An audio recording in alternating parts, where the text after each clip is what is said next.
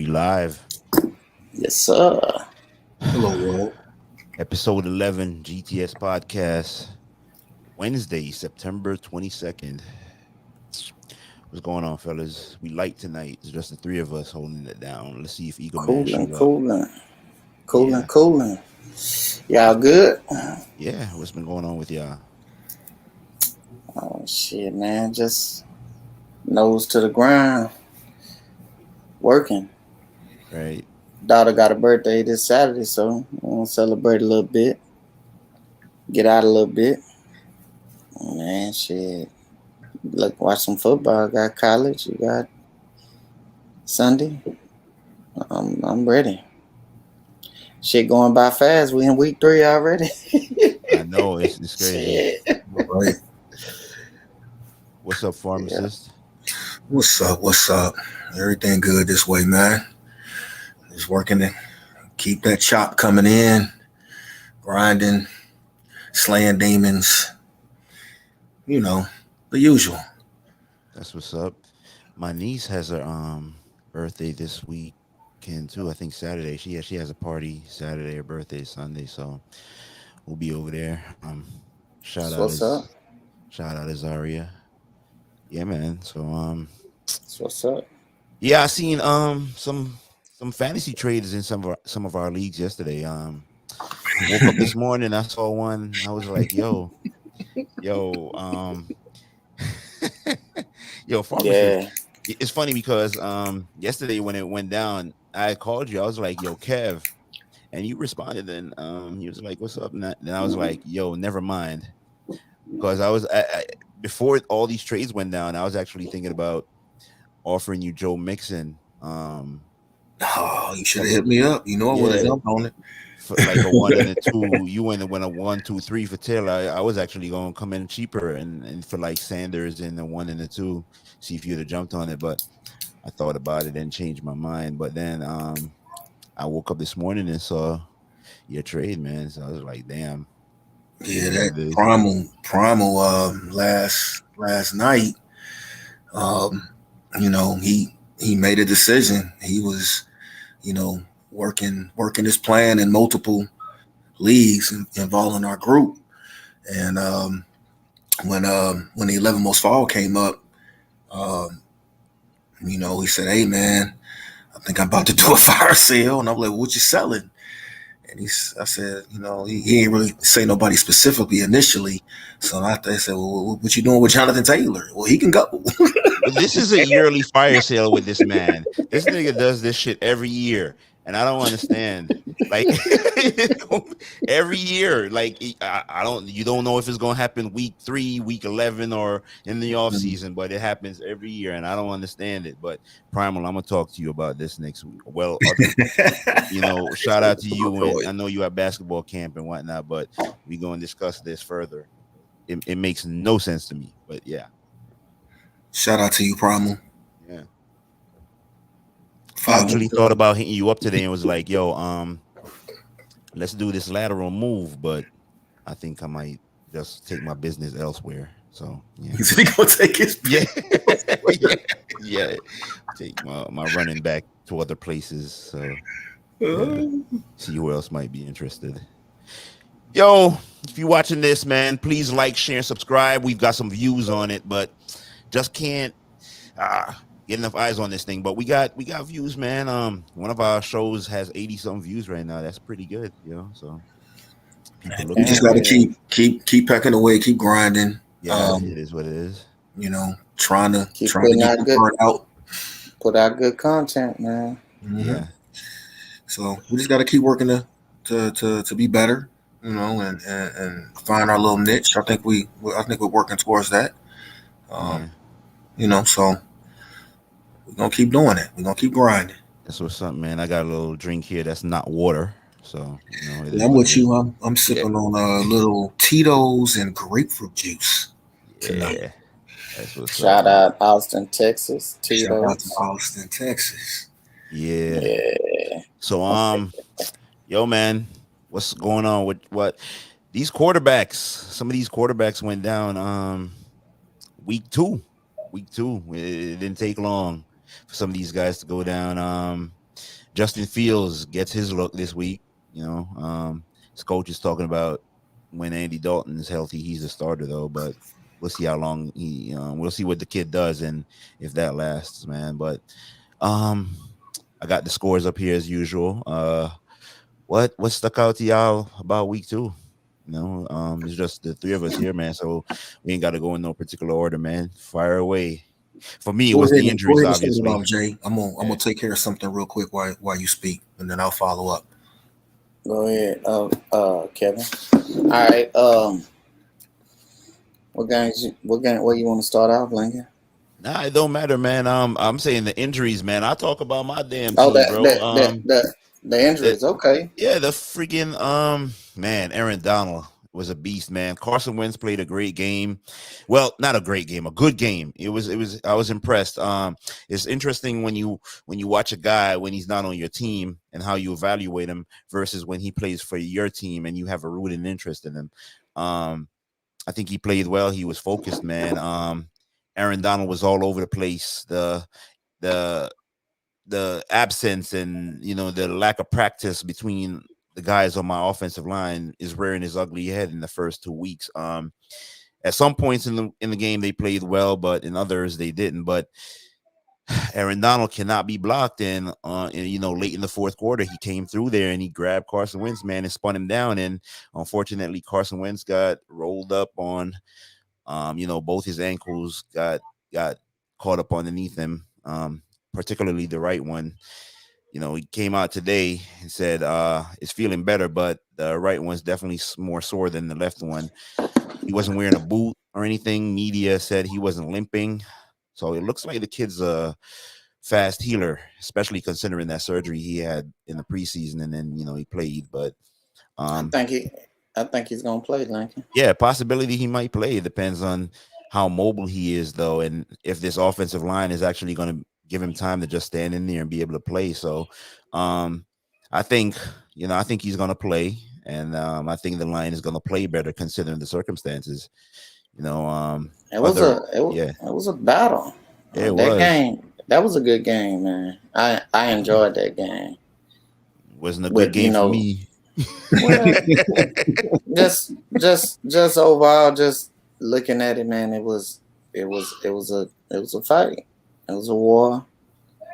They see that matchup, Quentin Nelson and Aaron Donald go at it, and then to see them have to move him around because they wasn't getting what they was looking for. I was intrigued by that matchup. There was a lot of excellent matchups on the slate as far as O-line, defensive line. And that was one high on the list. That was the number one on the list that I wanted to look at. Yeah. In the trenches. Let me hit you with this link. So I want to stay on this Colts-Rams game. Yeah. But specifically on the Colts, and I want to get your feedback and Jay's as well. So I want to give credit, prepping for the show. I would do this regardless because I love football. So I'm doing my usual reading every day, and I ran across this. So I'm going to give credit to NFL on CBS. So they tweeted out at 10:50 a.m. this morning in regards to the Colts. The Colts have run 8 plays inside the 5-yard line this season, tied for the most in the NFL, but they have scored 0 points on those plays. Yes. Talk to me about that. Yeah, it's frustrating. It's very frustrating. It's starting week 1. Week 1, we went on like a 9-minute drive with Taylor, including the run where he carried like the entire defense. The offensive line was in there pushing with him and whatnot, and we came away with field goal. I think that we made another red zone trip in that game. Went for it on 4th down, couldn't make it. The beginning of the Rams game, week 2, drove all the way down there, got on the 1-yard line, ran 3 straight run plays, could not get in the end zone, ran some sort of play action. According to Frank, it was a play that had like 2 different scenarios to it and whatnot, but the Rams blew it up. And we couldn't score. Got down there again, ran a shovel pass. This one, Aaron Donald disrupted it, knocked Jack Doyle on his ass, and linebacker made the easiest interception you'll ever have in the league. It's frustrating to me. It's funny because it's the way you watch football. If we won the game, you feel better about it because you're like, you see the good things there. We just gotta, shore up some things and whatnot. But when you lose and it costs you game, you get more concerned because it's like, damn, are we a bad team? You know what I mean? So I feel like it's more of the former. I feel like, the record doesn't show, but I think we'll shore it up. We'll tighten up some things. The offensive line I mentioned before, Quentin Nelson had the offseason surgery. What's his name? Ryan Kelly got hurt in preseason, hurt his elbow. He only came back the week before the game week. So he only had 2 weeks of practice before playing. Braden Smith is out now. So throughout preseason, it was only Braden Smith and Glowinski in there on the line, and then Braden Smith's out now. So it's no continuity on the line. So that's a factor in the red zone struggles too and whatnot. Constant pressure on the quarterback. I think they'll fix it. But it's tough. You got to score points in the league. If we score just one touchdown on those 2 red zone trips, the game is different. So in the league, man, it's a game of inches. It sounds cliched, but it truly is, especially when you're on the 1 yard line and get 4 cracks at it and you can't score. So they just got. Are you happy with the play calling in the red zone? Play calling is not an issue because you're trying to. You got Taylor. You're trying to get this kid going early. He had a phenomenal camp, according to all accounts. Trying to get him going. You're trying to get the lineman confidence. So you don't want to fuck around in the red zone right there. You think you're supposed to be able to punch it in from the 1 yard line. So I'm not mad at Frank for that. The 4th down play, perhaps maybe you try again.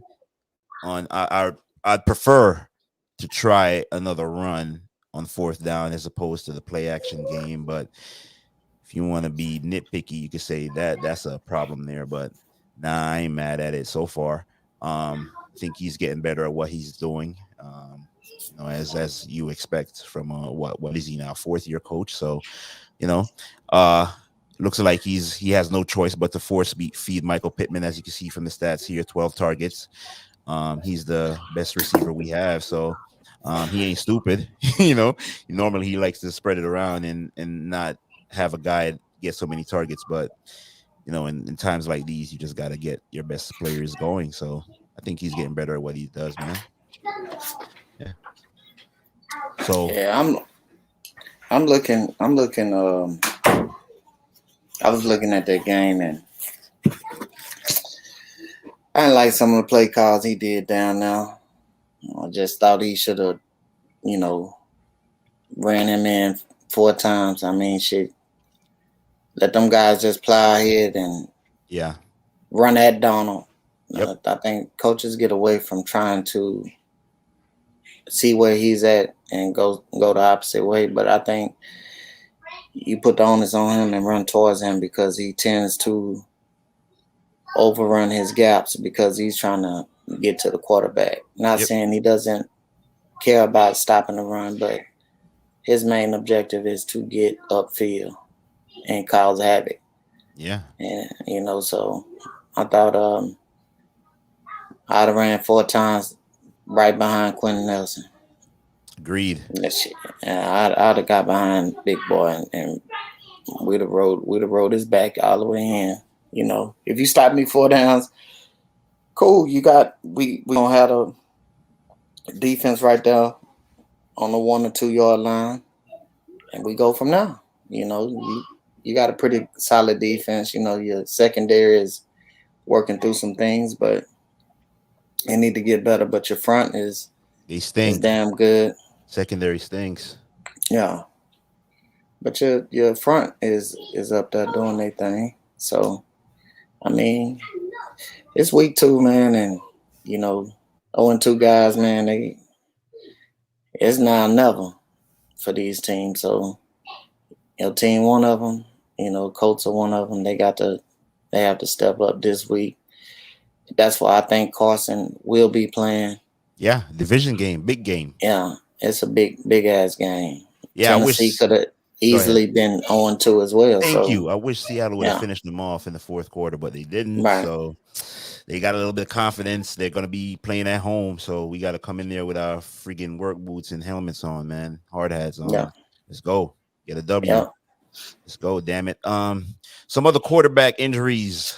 Tua Tagovailoa reports came out today. What is it? Fractured ribs? Is it multiple Yeah. ribs, plural? So Correct. Yeah, he's out. So yo, let didn't me take long. so I'm watching the game. I got the game on the big screen, big OLED. I got the iPad in my hand with the rest of the games on the Sunday ticket. I saw Tua go down and get carted off, and my old buddy Jacoby Brissett comes on, and I'm laughing my ass off because I'm like, yo, I know I'm about to see some comedy here, man. And yo, so he comes in, his first play. If you watched it, he sidearms is like he sidearms this pass around the defensive end, completes it to the receiver, right? Very next play, pressure. You ever seen the cartoons when the exclamation point comes out above the cartoon character's head, man? That's how it looked with this dude. He starts running around.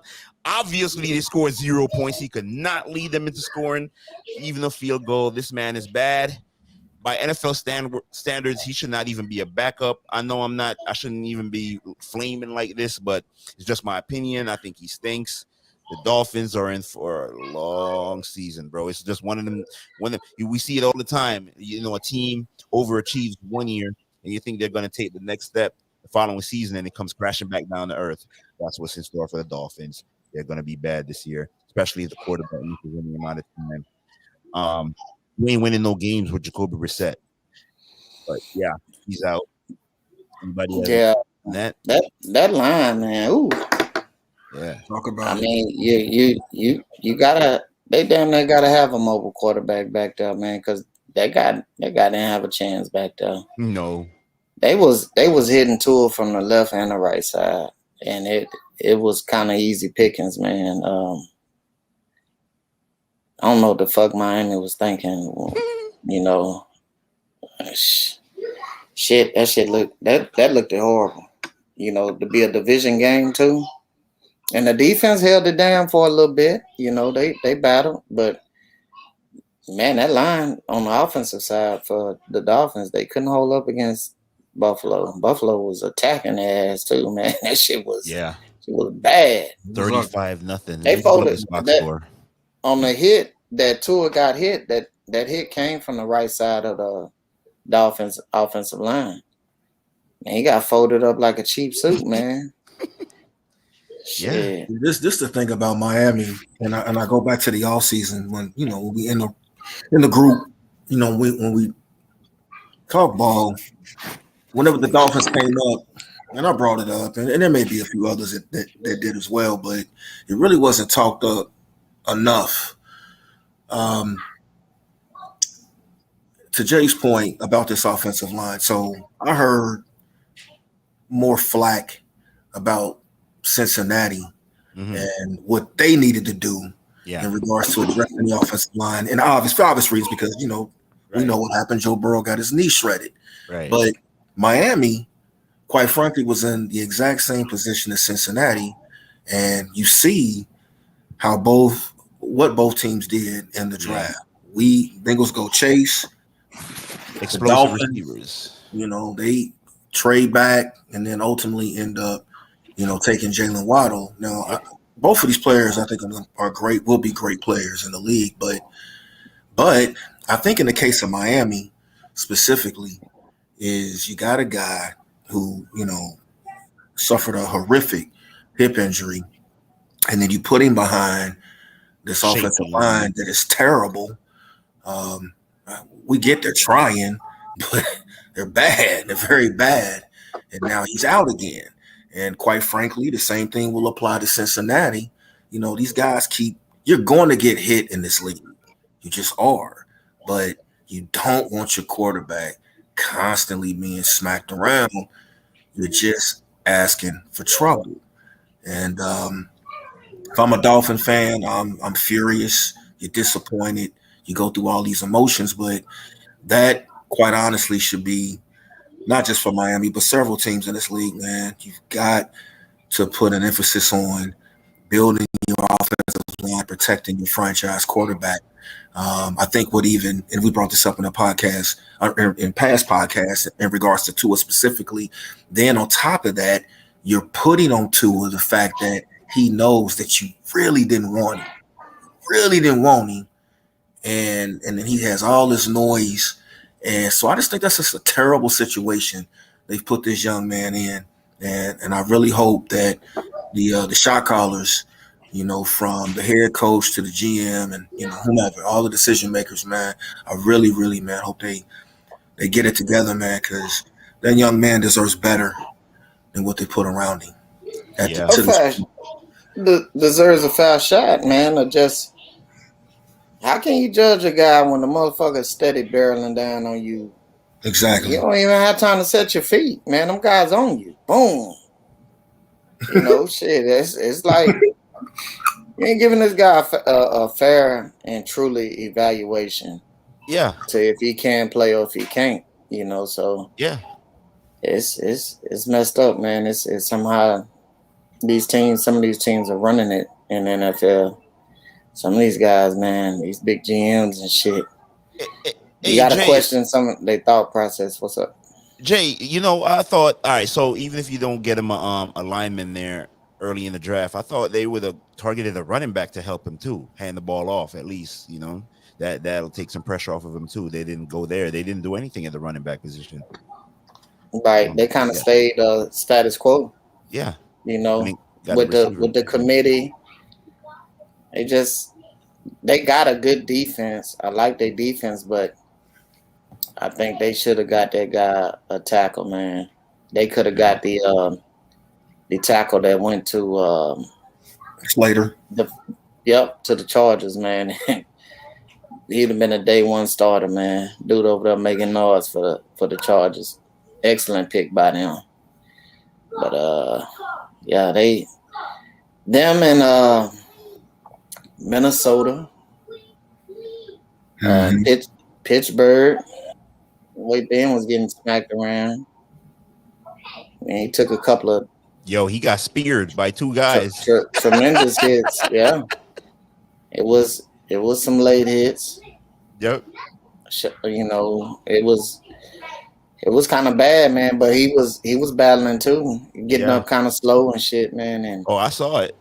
Yeah, but Crosby and the other Mayowa, yeah, I think, yeah, they was coming for blood, man. Yeah. They was like late injury crept up throughout the week too.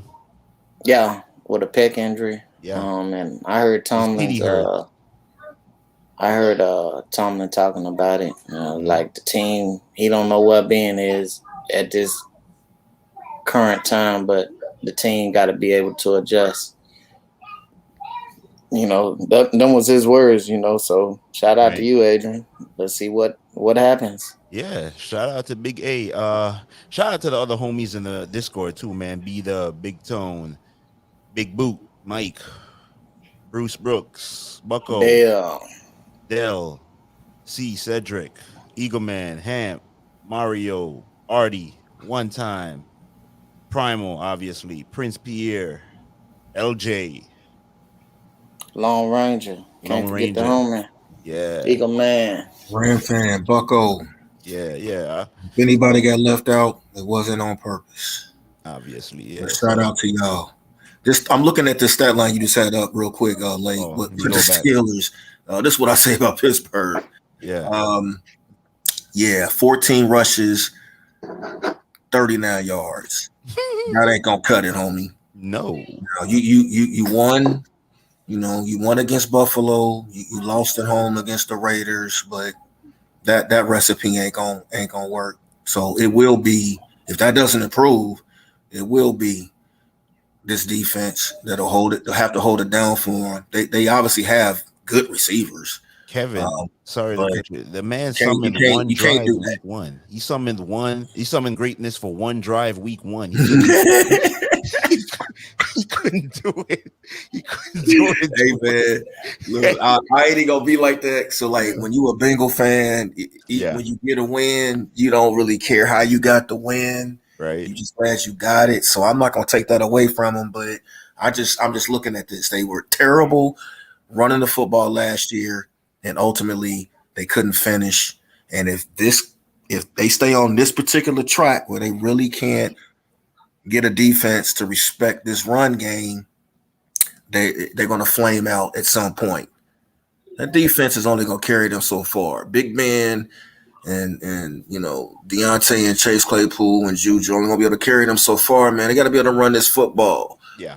You got to be able to run this football better, man. That's I know they have the mantra and the history of rebuilding offensive lines, but I just felt like, they took a lot of risk on what they did, and I know they didn't have a lot of money, so that was a whole different situation, part of the problem as well. But for a guy, Big Ben, what, 39, 40, 39? 38.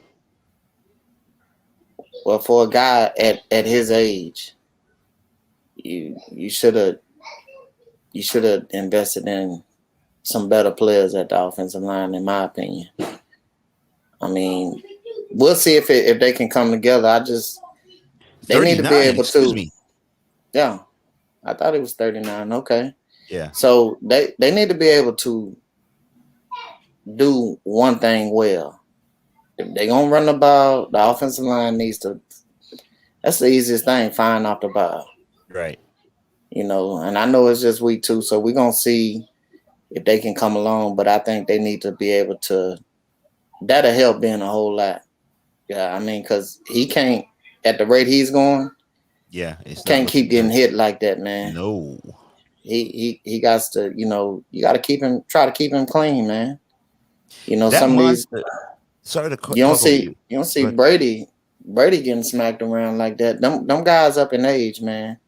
You got to protect them, or it will be an early exit. They won't be able to finish the season. That guy Zach Banner they got at right tackle. He's a mammoth of a man, but he should be playing guard, man. That dude cannot block speed rushers. That's why we cut him.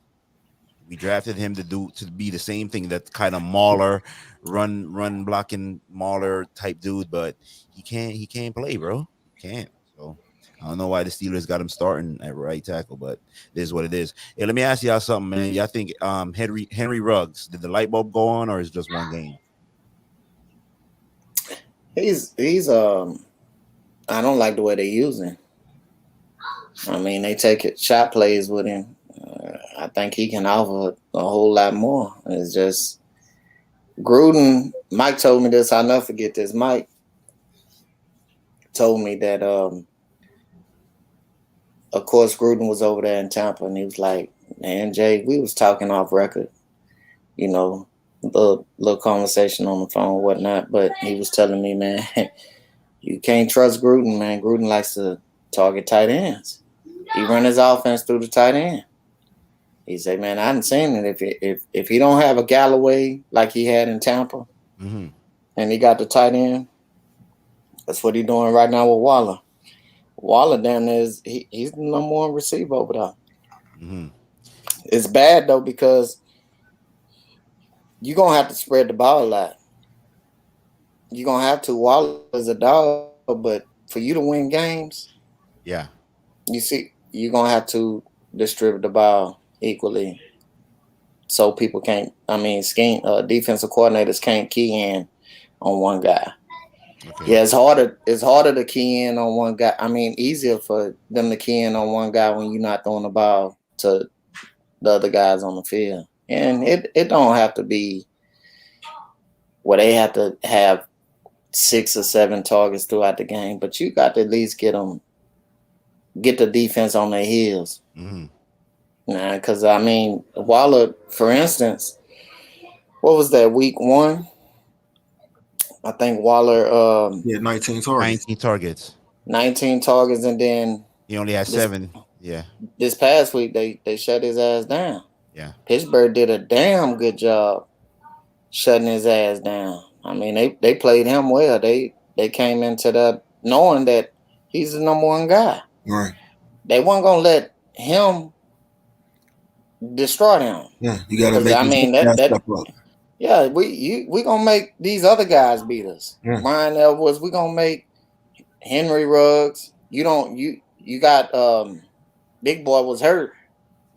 So man, hey, we gonna make these other guys step up and make plays. And I think that's how Miami gonna play their ass this week. Because they got a pretty good defense as well.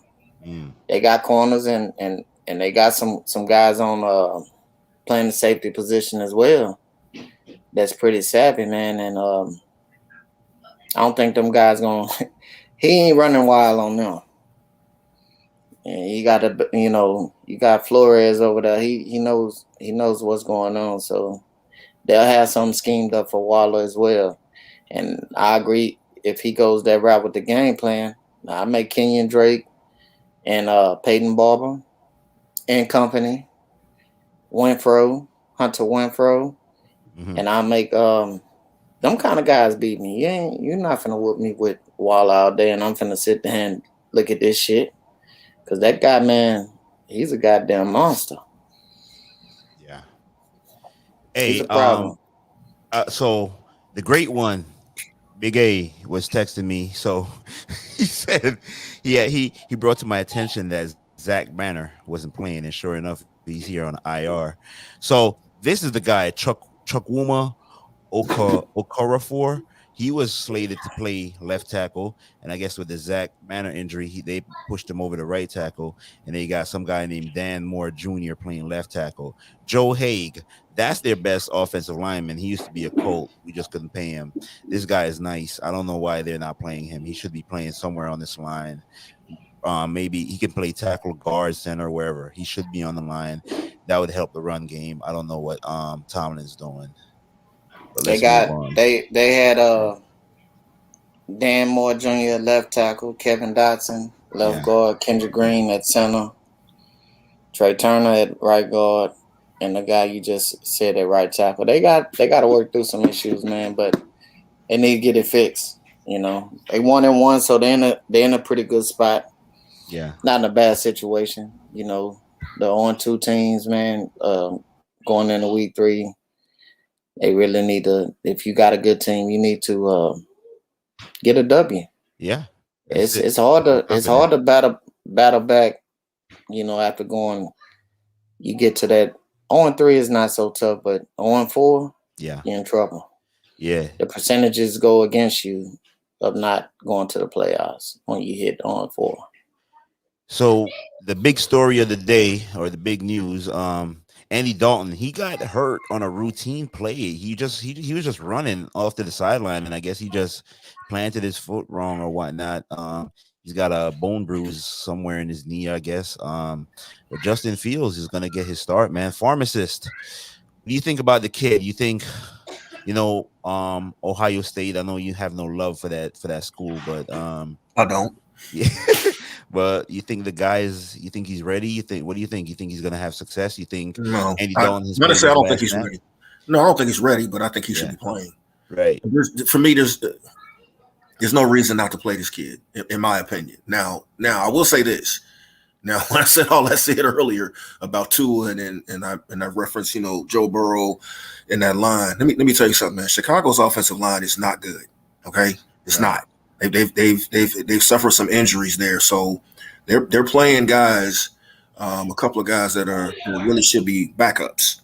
So now the advantage, obviously, that Justin Fields has over an Andy Dalton is his mobility, and so you play the man, just play him, let him get the experience.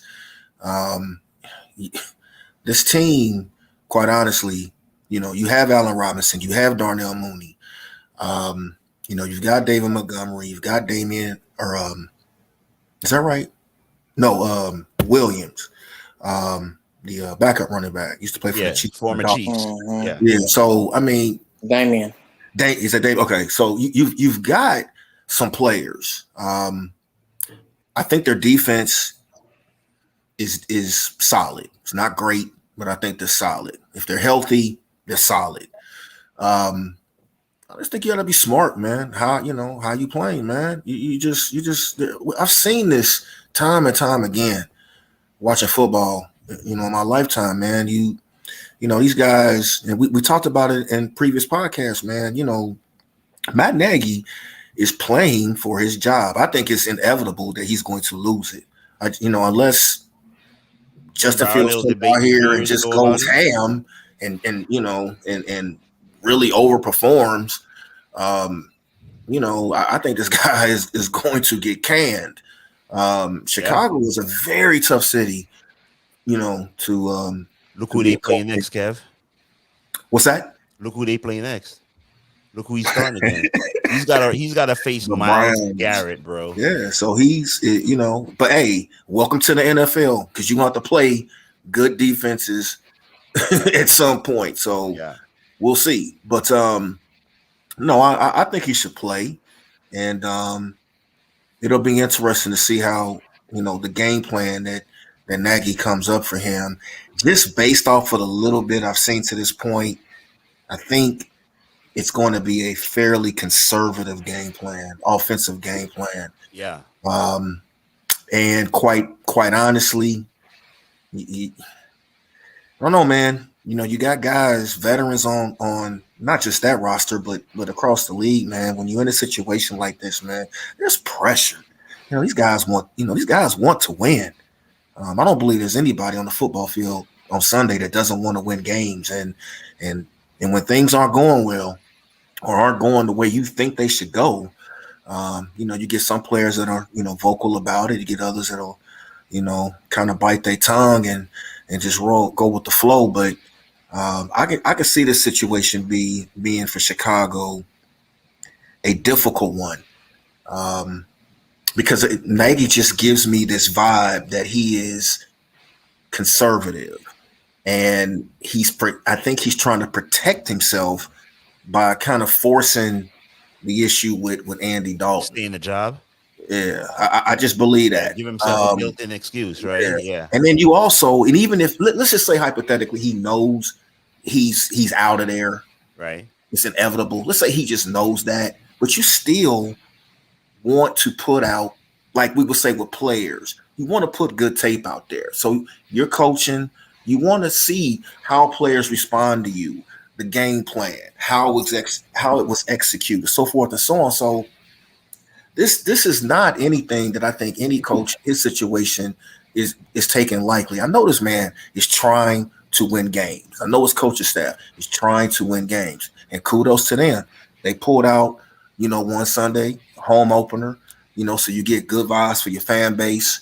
Now you got the young man coming in because of Dalton's injury. So there's some positives that, that you can, you can go off of and move on.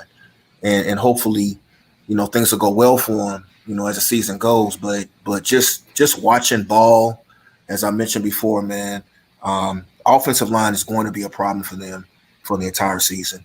It is going to be a problem for them. And if Justin Fields gets heavily pressured, and I imagine that he will against select defenses, they could be in a very similar situation as Miami, the New York Giants, the Cincinnati Bengals, so forth and so on. That's kind of how I see Chicago right now. I hope he stays healthy. Hey, I'm looking at this game here. I didn't notice this, but Joe Mixon has that backfield for himself, huh? No one else touched the ball. Yeah, nobody touched it. Quite frankly, there's no need to. Right. All them other guys he out drafted are done, right? There's no need. Running. He's making a lot of money. Running until you can't run him no more. That's what you're paying him for. I hope he doesn't get hurt this week. Hope he don't get hurt either, but it's football. If it happens, it happens. Next man up. That's kind of how I look at it. Yeah, tough matchup this week against Pittsburgh.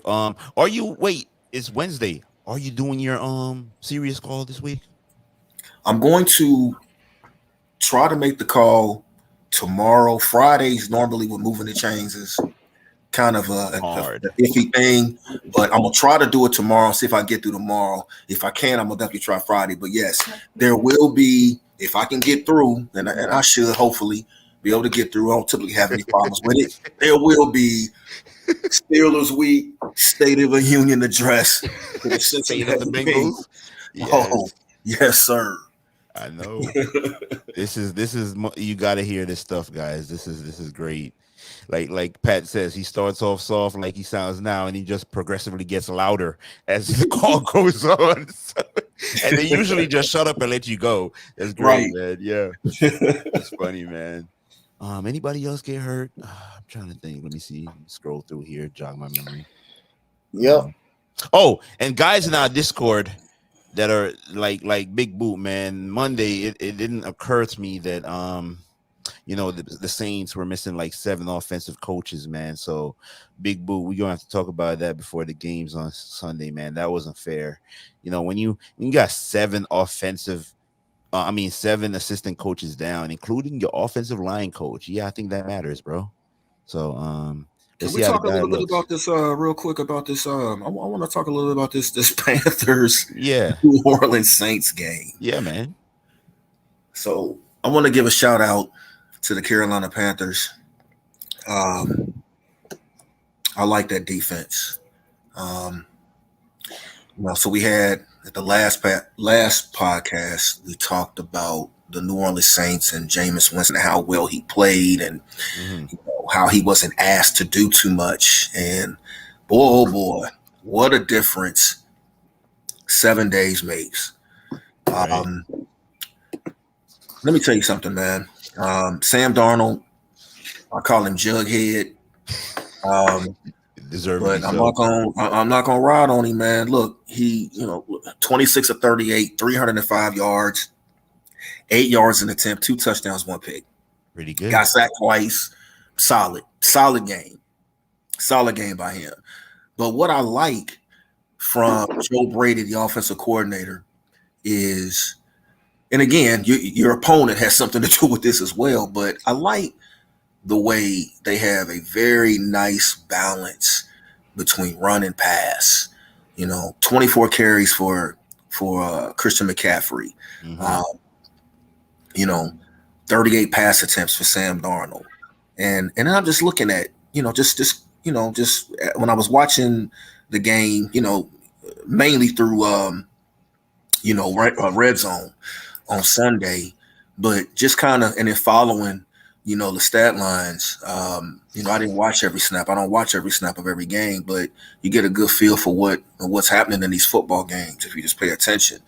And it's just a situation, man, where I think a young team like Carolina, where if you remember, Link, when they hired this new head coach, their first draft was all defense. All defense. They did not draft one offensive player. Yeah. So, in his pedigree, referring to the head coach, is, he's a defensive guy when he was at Temple, coaching at college. And then he ended up taking the job at Baylor. And, the Big 12 is, was really an offensive, type, conference. You got to score points. But let me tell you something, man. I like what they're doing. I like how they're putting this young defense together, and then they have some nice pieces on offense, man. I think the Carolina Panthers, man, are I kind of see them as a sneaky team. Now they beat I don't know how good New Orleans is after watching that game, to be honest with you. I'm not trying to shit on nobody, but I don't know how you dominate the Green Bay Packers in the fashion that you did and then turn around and look like dog shit against Carolina. So I don't know what the balance is there, but Carolina, in my opinion, just based off of these first 2 weeks, is much better than I think in general what the general public probably would have thought. And I think New Orleans is probably not as good as some people tend to believe they are. It's only 2 games being played that have been played to this point, so I'm not going. We got it. I don't think you can take much from it. No, I don't think Carolina. I don't think they're that good. I don't. They can't be that good because of their fan that's in our Discord. That's not and we cannot have them be good. It's gonna be obnoxious as hell. Well, he's gonna be that regardless. He's gonna be that regardless. That man is Shout out celebrating his 2 Tone. wins. What up, Tone? And I ain't mad at him about it. He should do that. But I would just tell anybody, man, like, temper the enthusiasm, because again, this is still a very young football team. I know New Orleans, man, is having a hell of a time with these injuries. But you gotta think about they not playing at home. They got a lot of shit going on, man, and that's is no excuse. But yeah, home field has been huge so far. As I look at these games, and you see the crowd going crazy. People been locked in for 2 years, man. Not being able to do a lot because of restrictions and whatnot, and shit being canceled, and people coming out no matter what. They don't give a damn. Some people taking it serious still, taking care of what they got to do, wearing their mask, whatnot. But man, you look at these football games, these motherfuckers ain't got no mask on, and they fucking going crazy. And that shit is a help for the home team. Home field advantage means something this year. I think it's going to continue to roll this year.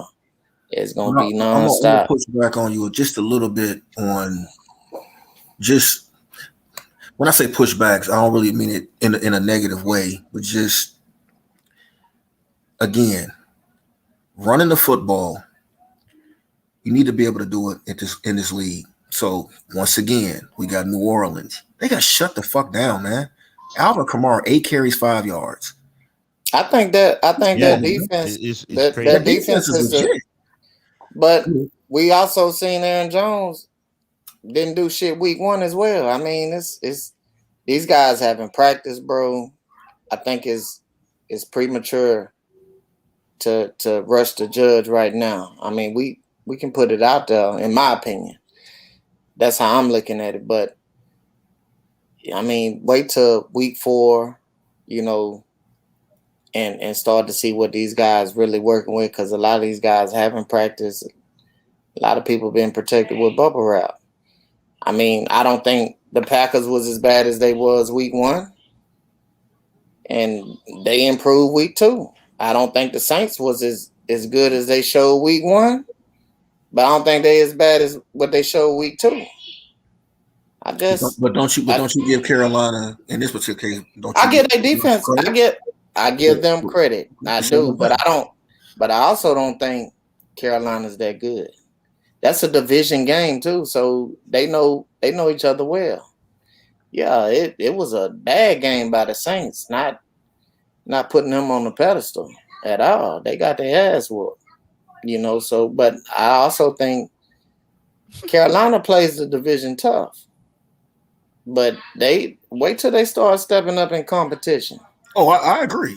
This is I'm not crowning them. I'm just saying I'm giving credit for beating your opponent and beating them handily. And that's the point I'm making. They kicked ass, but when you have seven coaches out, man, that shit matters. That shit can't be slept on either. I mean, them guys are there to do a job. That's why they on the payroll. That's why they gotta be a positional coach and get guys that's in that position group to get, make corrections and whatnot through the game. I mean, and when you don't have them guys, shit, who's taking on that load? Somebody got to take on that load. Who was it? I don't know. But that's a void. Them guys used to a certain guy being now. And no telling who was telling them what they needed to do or what was going on. Right. The head coaches there to manage the game, look at down the distance, see where they at on the field, and see what analytics is telling them if they need to go for it or whatnot. They not there to be in every position group, so that's watch out for the Saints this week. Enjoy your win, Tone. Enjoy it while you can, bro. Yep. I really hope y'all keep winning. Enjoy it. Did you just say enjoy it, man? Why are you telling him to enjoy the win? Because I want to see him fall like a sack of potatoes. Yeah, crash okay. and burn. Reverse psychology. Right. Yeah. It doesn't start this week. They got the Texans right? breaking down on the WhatsApp for the group. And I ain't responded yet. I'm gonna respond to him on this podcast because he can't get in and overtalk me. How about that, Tone? Wow. Take that. Yo, they play the Texans tomorrow, right? Tomorrow, so Thursday night. The downfall doesn't start this week, I don't think, right? They get you out, Jay? Did they get you out? Hey, man. With the rookie? That's what Vegas says, but I tell you what. Yeah. Man, don't let the Texans win this game. Because I'm running that motherfucker out of Discord. I'm running his ass out of there. I might go buy a bigger mic just for his loud mouth ass. Shit. Yeah. I think it'll be a chain reaction if they lose like that, man. So yeah. Shout out Tone though. I love Tone. All love, bro. Yeah. That's it for the injuries, though, man. But they should. Baker went out too, but he came back. But he went out. I thought he might have tore his pec. Yeah, it looked crazy, right? The way he reached out. Yeah, that arm got bent back. Yep. Yeah, it looked bad. Jarvis Landry went out in that game. He's on IR. And all of a sudden, Odell was ready to. Ready to go now. Yeah, fucking Browns, man. That's why they can't do shit right. Goddamn Brownies. You know, it's like playing these fucking games with a global superstar. This dude, if he ready to play, put him out there, man. If he ain't, quit playing these fucking games. Right. You know, now you down. You're number 2. Oh, but now he ready to go. He practicing in full. Man, what the fuck? Yeah. I saw that today and I chuckled. I was like, what is going on with that? Like fucking Browns. That's why they can't get shit right. Yeah, man, quit playing games. You playing games with your damn self. You ain't fooling the real football fans. I saw my favorite running back in the game right now. I watched this game. This was a live game, the Vikings versus Cardinals. Yeah, he didn't practice today though. I hope he's okay. I love watching that guy run, man. Dalvin? Yeah, Dalvin Cook. So Dalvin is a beast, but man, them guys they was laying that wood to him, boy. Ooh. Yeah, boy, times it looked like he was about to get knocked out that game, right? Yeah. There's a couple times he looked like he was about to get knocked out that game, bro, but he came back. He was hitting him. Them guys was props to the Cardinals for that defense, man. If nothing else, man, they bring in bad intentions, man. Oh yeah, with the physicality. So I give him props for it. Like he got mad, or the team got mad with JJ when he made a good play, but he didn't twist his ankle. It was just a good play. Shit, Dalvin shit got caught, in the scrub, but.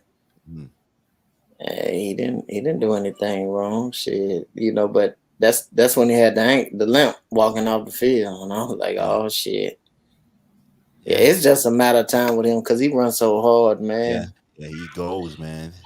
But I don't expect him to last too long for real. But he's not a big guy, So right. Last game I'm gonna touch on here is the Ravens Chiefs. I was impressed with Lamar finally, not because of anything the media said or anything, but watching the game, man, you could see his resolve in the game, and it was impressive. It was a great game. It was Lamar. It was a blast to watch. It really was. And I'm gonna tell you something. There was several things in that game. So everybody talk about the obvious one. So the vault into the end zone, obviously, win the game. The jump pass. You don't see that. Not too often. That's too often. But I'm gonna tell you what I enjoy. And I don't have a dog in the fight, man. I just want to watch football and enjoy good football. Exactly. But the look on Andy Reid's face, I don't know if y'all saw it, bro. I don't normally see him, mean mug too often during games. but he was not happy. Like, this is when you know you got a special player. Lamar's doing it a different way. But he's special. Yes. Now, how long he can sustain this, I don't know. But I know this dude is special. He is a headache to deal with. Yes. So I'm gonna give props to the Ravens, man. Props to Lamar Jackson, man. I like watching stars be stars. Right. You feel me? And so thank you, NFL, for allowing us to see some of these guys, man, on the biggest stage really show their skill set, man, because it's really fun to watch, at least for me, to watch a guy like Lamar Jackson do it the way that he does it, man. He is an exciting player to watch, man. Yeah. You're never out of a game with the way he can run that football, and he can throw it a little bit. Yeah. Maybe not as well as as you would like it to be. And we know how that offense is, how it's designed, but just different, man. And big ups to Hollywood Brown.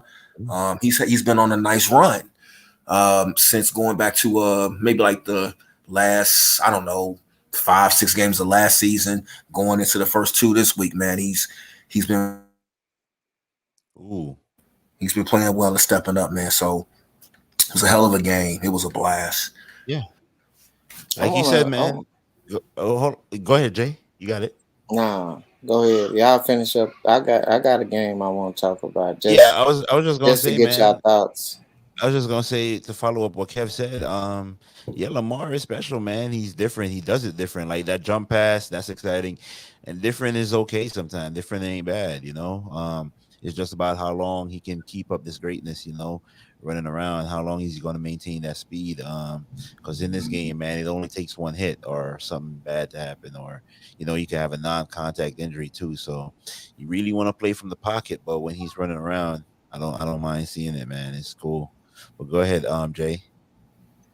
I wanted to ask y'all, did y'all get a chance to watch the Seattle game?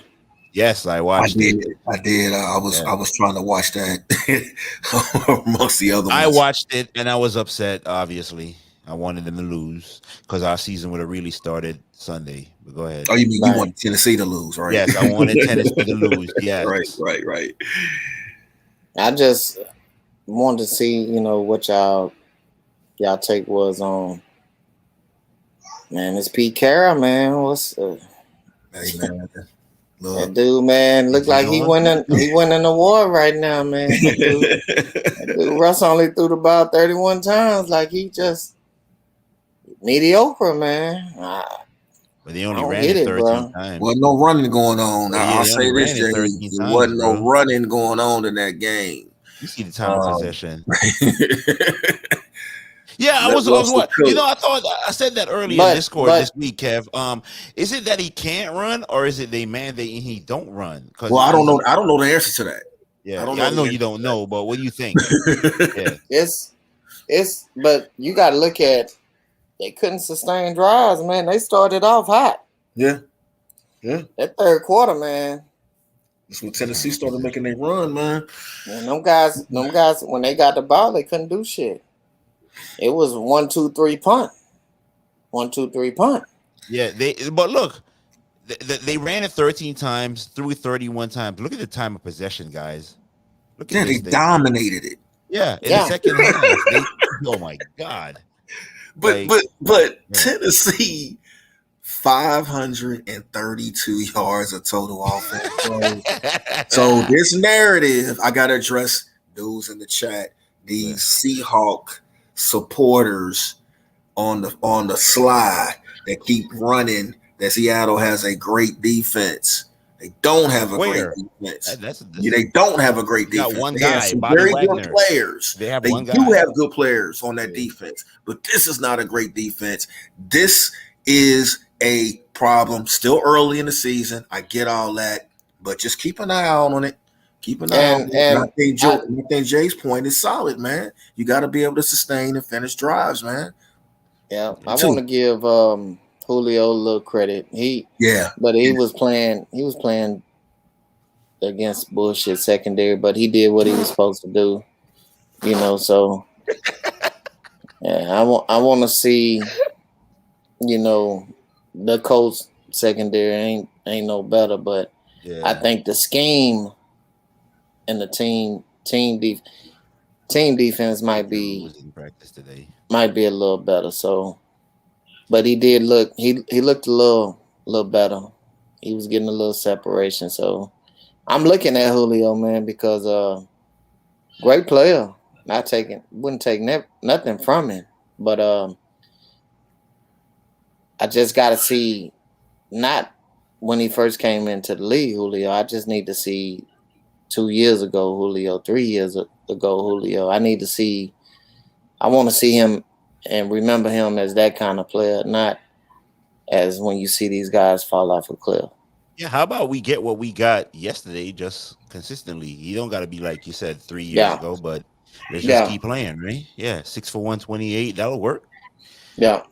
Let me say this too, Lincoln. I want Yeah. to switch to Seattle real quick. Let me give props to Tyler Lockett.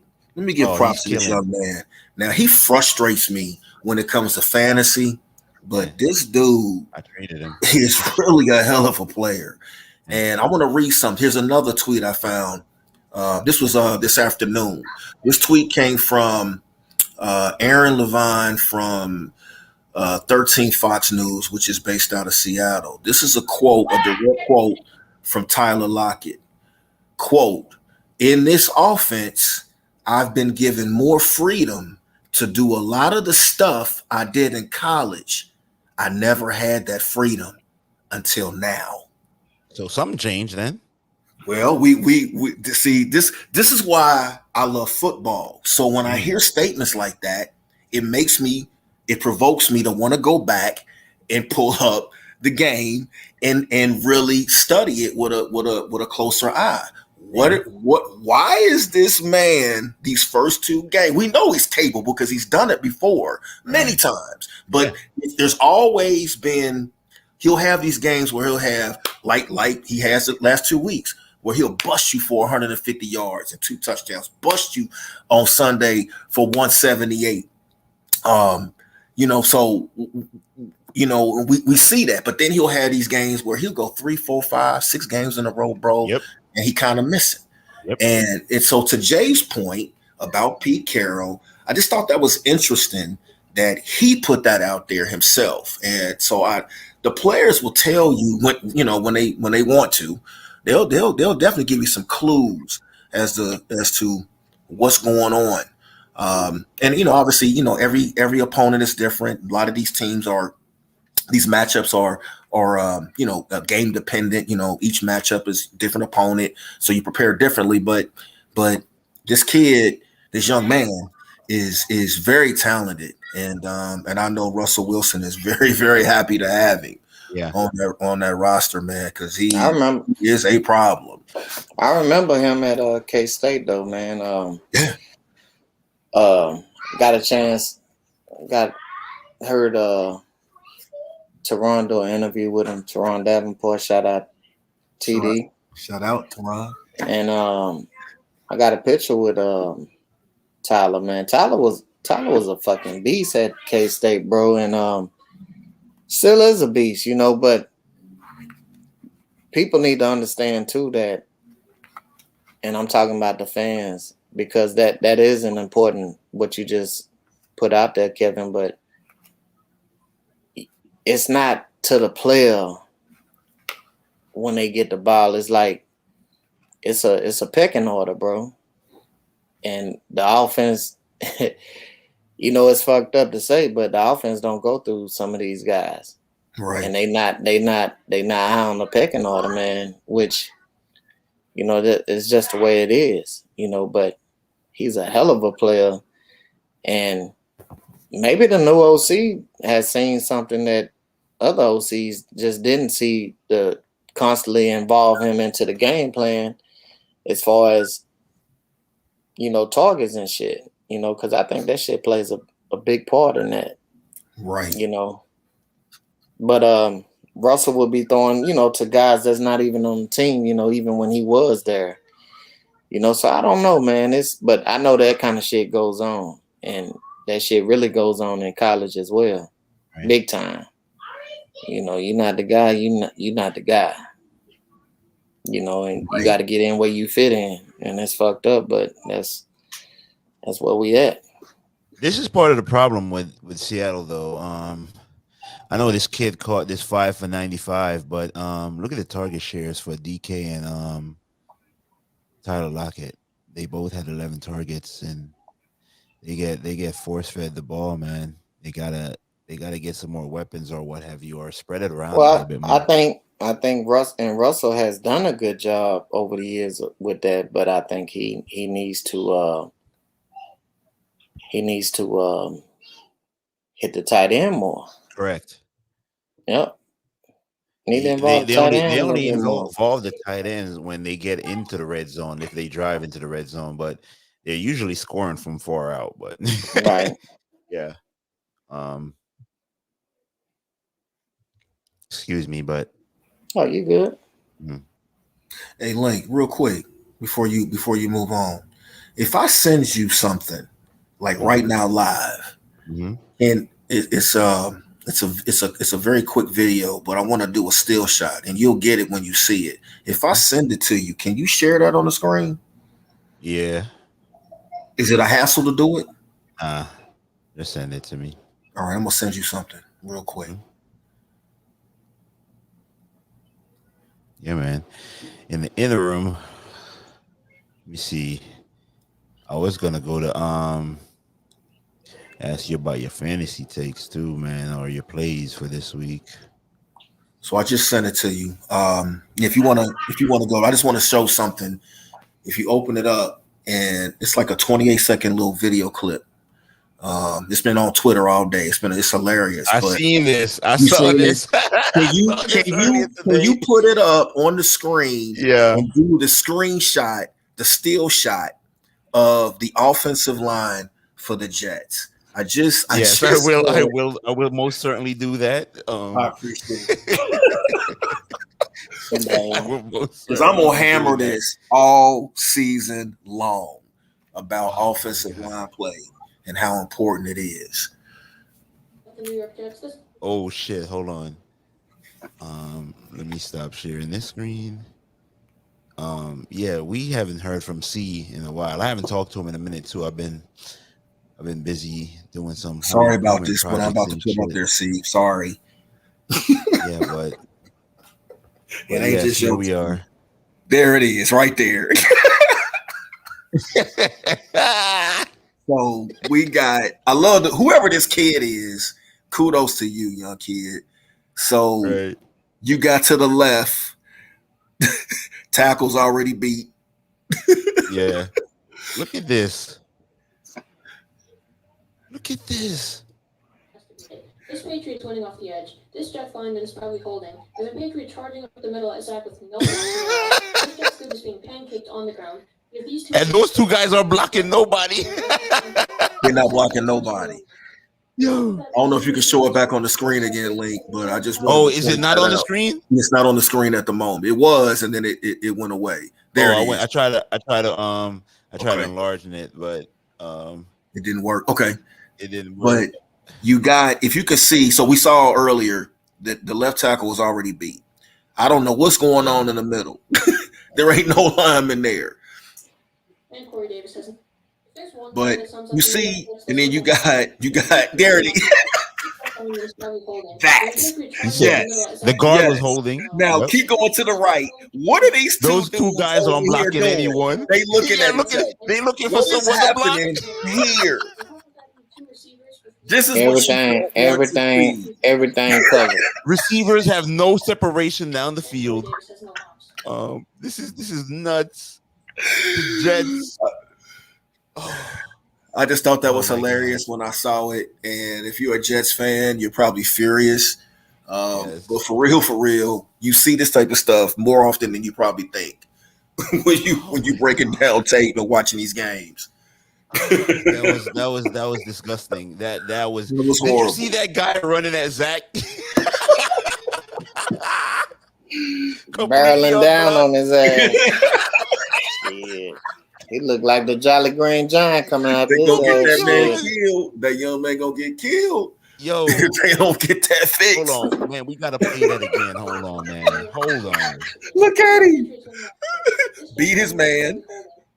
He out. I don't know where he just running free. He on the ground. And these two dudes aren't blocking. Dudes are just looking at each other. Yeah, who am I supposed to block? What is happening here? No separation for the receivers. Yo, I'm throwing that ball too. I don't give a damn. I'm not Bro, taking that. You're not taking that hit, are you? Oh, you guys better block. I ain't no Andrew Luck.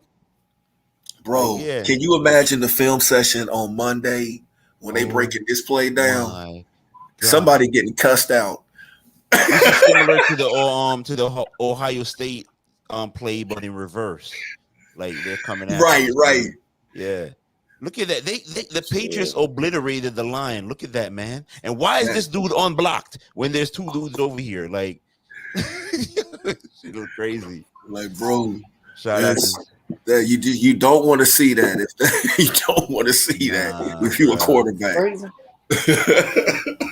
Yo, you got your fantasy plays, Kev, for the Yeah, man. So I was kind of thinking about this.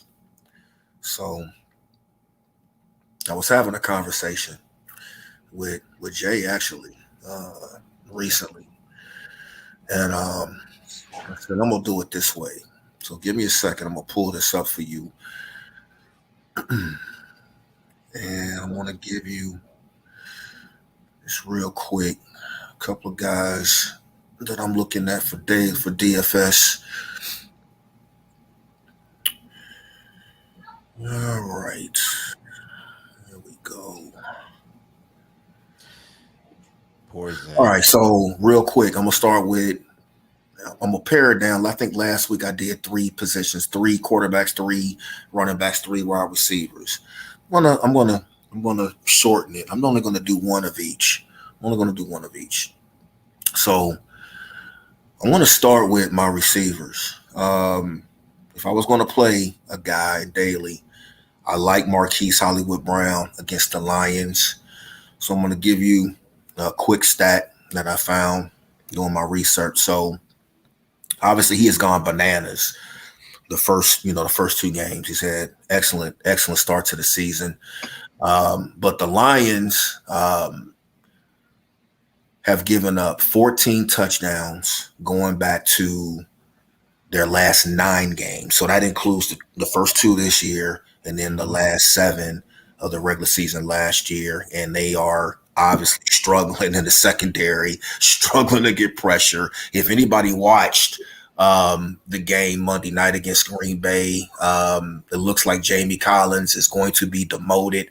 If he hasn't been so already, there's some issues on this roster. They held him out of practice. He's been involved. Okay. So I think Hollywood will be an excellent play against the Lions. Mm-hmm. Quarterback, if you have, you're going to have to pay for him in daily, but Kyler Murray is on fire right now. God. He is on fire right now. So you're going to have to spend to get him.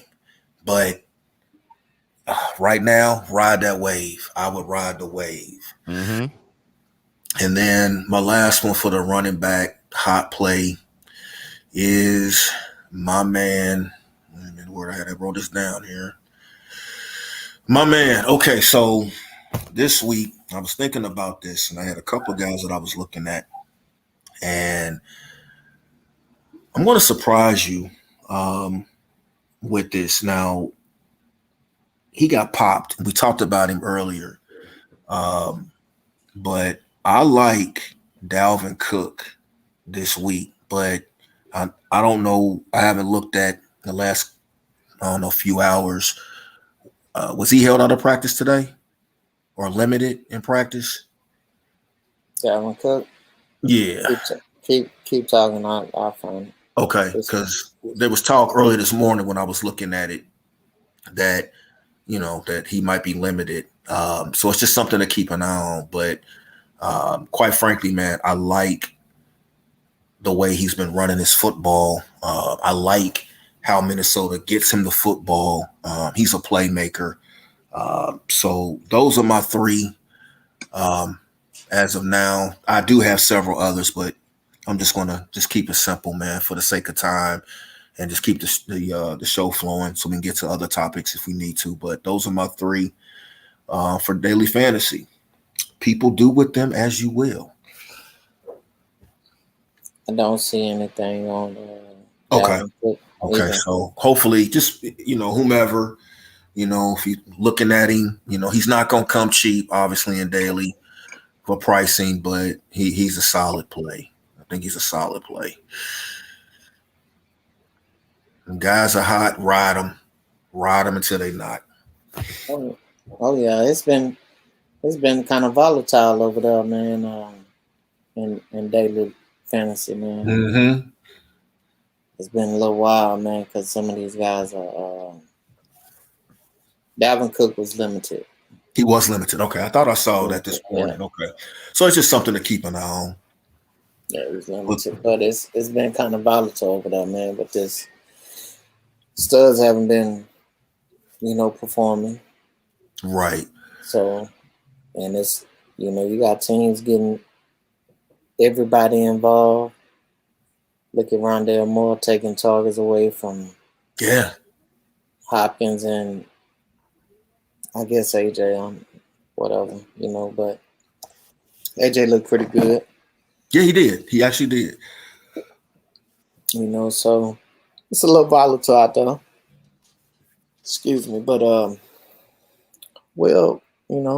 have to see going forward what's what. Everything gonna shake out. And then we'll be able to tell from now, what's going to happen, because one way to tell about with that stuff is, your targets and motherfuckers getting looks, hey, somebody believing in them, Right. Shit, right. Somebody, right. So, you got to just keep a close eye on that, but daily been kind of up and down, man.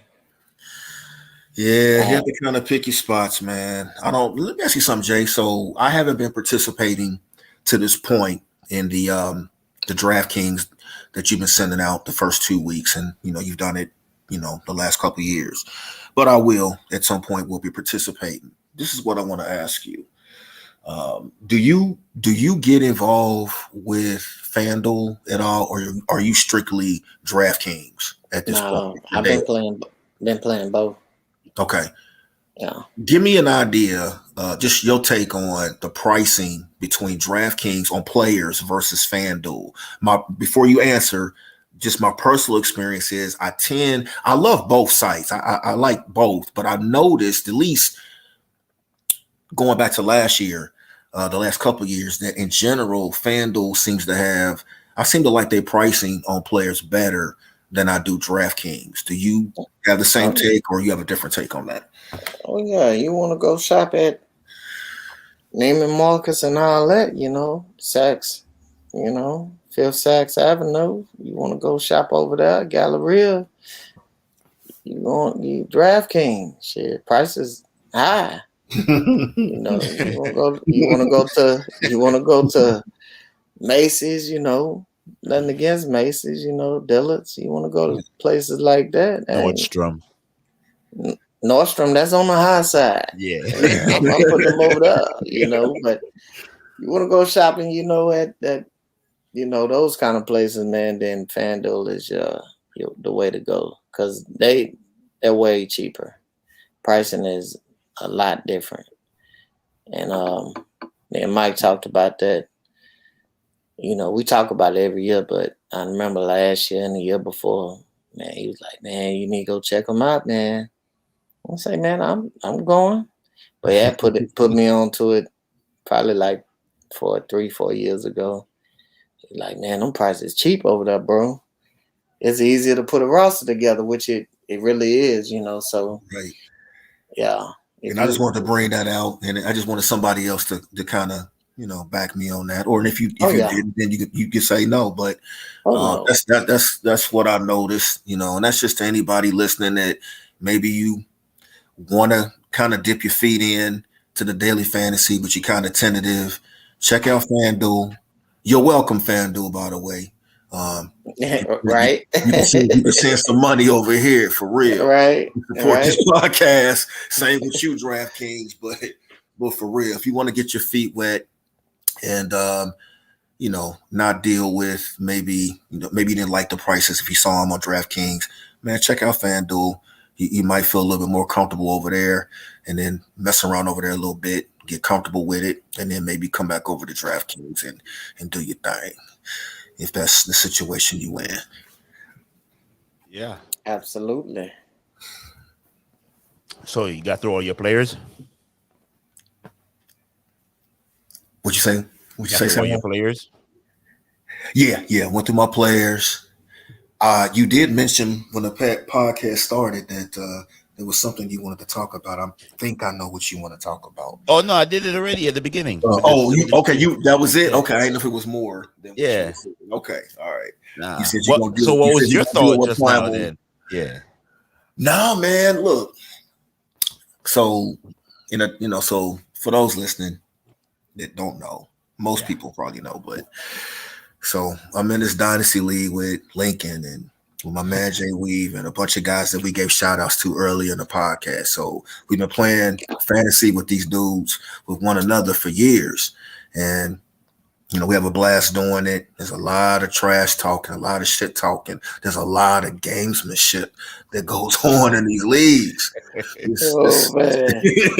It's lovely, right? So this deal, when I mentioned it earlier, in this podcast, so Primal, who's a normal contributor to this podcast, was in our little Discord chat that we participate in pretty much on a daily basis, and he let it be known that he's going to be making some moves in several of these dynasty leagues that we participate in, and this is the thing. So this is what's unique about these leagues, regardless of what you think about a person's ability to are they good in fantasy or not, it don't really matter, because the bottom line is this, man. You got to have dialogue and communication, whether it be in an environment or a forum like a Discord chat that we've had or we have, or via text, via phone. However, man, you got to get a dialogue going with people, man. I find it kind of funny, but I appreciate it that guys think their rosters are probably better than what they really are. I respect it. I do. It's your team. You paying for it, and you run it the way you see fit. But I'm gonna tell you something. If you keep sitting on your hands, shout out to Eagle, man, in these leagues, you're probably not going to have a lot of success. You got to be willing to take chances. You got to be able to make moves. So your point, Lincoln, about Primal, I haven't quite figured out what it is. What the hell is happening every year with Primal? What? This is what I believe about Primal. Primal knows what he's doing. We just don't. I don't think he figured it out. Oh, I think he has. I honestly, I'm gonna tell you something. I think he has. I think he has. Now, what I don't know, and I can't answer, he can only answer is, if the objective is to win a chip this year and or win some of that money back this year, that's one issue. If your plan is to refurbish, not rebuild, but to refurbish, there's ways that you can do that. And then the last one is, are you going to rebuild? So I can't speak for him, but I do know this. I've been paying attention. I've been watching Primal, been watching everybody, the moves they make, how they move on the waiver wire, the players that get picked up, the players that get dropped, the reactions from other participants when guys move on the waiver wire and pick up players. Is very interesting. I'm going to tell you, dudes, if you want these leagues to continue to be, if you want to be more competitive and you really want a legitimate shot to get you some of your money back and or win a chip, you really going to have to put more time into these leagues, bro. You're going to have to put more times into these leagues. Because I'm going to tell you now, if you don't, I'm more than happy to take that money. Jay Weave is more happy to take that money. Mike, Adrian, all these dudes are ready and willing to take this money. So, look, man, I want everybody to be engaged in these leagues. Let's step it up. Don't be afraid to trade, man. Don't be scared. Nah, I was like I said, I was thinking about this lateral move, but I think I like Joe Mixon more this year. Yeah. Joe is eating right now. I mean, he don't really have no Naheem Hines to worry about or anything like that. So yeah, the only thing that's gonna stop him is getting hurt. He is the man over there. Yeah, he's getting all the snaps. If he makes it through this week, I think he'll be all right. So yeah. Pittsburgh better not hurt my player either, man. Don't be hurting my players, man. You know they ain't playing with you. They ain't playing with you, bro. I know they not. Nah, they get busy and hit that's hard. That's a rivalry. And that will be brought up in the State of Union address to the team, Lincoln. Yeah. That fact right there. That will be brought up. I will hammer that point. Look at some of these matchups. I want to see if Juju gonna be out there TikToking. Yeah. TikToking. They shut him down, bro. Hey, the old Lincoln, he's still doing it. He is doing it. Oh yeah, man. Really? It's for the brand, baby. For the brand. This Green Bay San Fran game is gonna be nice Sunday night. Oh yeah, I got some hitters coming your way. Shout out to Jimmy Pornstar. Minnesota, Seattle. That's the game. That's the game I want to see. That's the game of the week. Yeah, for me. Yes, I want to see that. Tampa at Rams too. Of course. Bowman. Yeah. Those are going to be on at the same time. So I'll be AB on COVID-19. That'll be less. That'll be actually. You think it makes it easier for Tom when there's one guy out? He's like, all right, I ain't got to worry about feeding everybody. Well, look though, real talk. I mean, you want him out there, but for real, man, Mike, you running Mike Evans and Godwin and whoever else, right? I mean, Gronk. Yeah, dude. He ain't worried about it. Right. He ain't worried about it. I just need Boomin to get back as soon as possible, man. And whatever you're doing, Boomin, I don't know. You've been pretty quiet the last year plus, and you need to keep it that way. You have to demand that people that are not vaccinated stay away from you. So I don't know if you're still kicking it or not. I don't know what you do during the week, but be safe, man. Yeah. Cause you playing with my money, bro. According to everything, he's vaxxed. So if he gets negative for the next two tests, it's unfortunate. He'll be fine. It's gonna be tough though, because he is dealing with a positive test. So okay. It wasn't not close contact. It's a positive. Nah, okay, it's a positive. So, okay. Yeah. No, I'm just saying. Oh, the likelihood of being negative the next couple of days. Exactly. Gotcha. Yeah.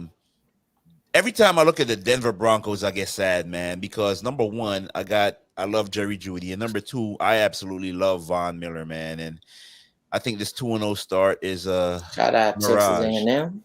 Yeah, of course. Von, man, he's one of my favorite players all time. But I think I'm gonna give a shout out to Teddy Bridgewater, man. Yeah, Teddy playing football, Teddy right? Bridgewater, man. Teddy is playing steady football. Teddy ain't screwing the game up. Right. That's all I'm applauding. What do you applauding? He ain't jacking it up. Yeah, and Jay got lucky. Jay got lucky last week. He snatched up Taylor Heineke off the damn waiver wire. So he ain't got to trade for no quarterback for the rest of the year. I tell you what, I wasn't gonna trade. I know you weren't. You were gonna just hold it down, but you struck hold gold the though. fort. Yeah, you struck Oh, gold there. just for 1 week, man. Shit, I'm Nah, still. I think he's steady for the year I'm though. waiting. I'm waiting on Trey Lance, man. When he go in. Oh, you have him on taxi? Yeah. Okay, cool. I'm waiting on him, man. Okay. Get Hollywood out of there. Right. He in the wrong goddamn city. Yeah, he take his ass to Hollywood. Shit. Jimmy, Hollywood Jimmy. Yeah, Hollywood, man. Shit. I like You to look date at porn stars. Jimmy got the good hair, look like he put on a little man makeup, Jimmy, man, go on over, man. Let Trey go and get this job. Shit. That's what I'm talking about. What y'all think about this Philly Dallas game on Monday night? That's gonna be our Discord is gonna be. It's a lot of yeah. It's some guys gonna be out, man. Maury might not play. Cooper. Really? Yeah. Oh. Yeah. So what's happening with this guy? Because he went down and no one touched him. What is it? Ribs? No. Cooper had a. Yeah, I saw the play. He went, but it was like a non-contact, so he was dealing with something before, right? Man, Cooper had a. Or what? Let me check. Yeah, I'm looking it up. Bruised ribs. Yeah, it was ribs. I figured it was ribs. Yeah. Thought so. That's what I heard. Yeah, because I saw the play. He caught the ball. No one touched him, but I guess it was more the torque on the body and stuff that aggravated it, because he went down right after, and then apparently he might not play. So that's Gallup out, Mari out. So yeah, it's gonna be the CD Lamb show, right? And, yeah.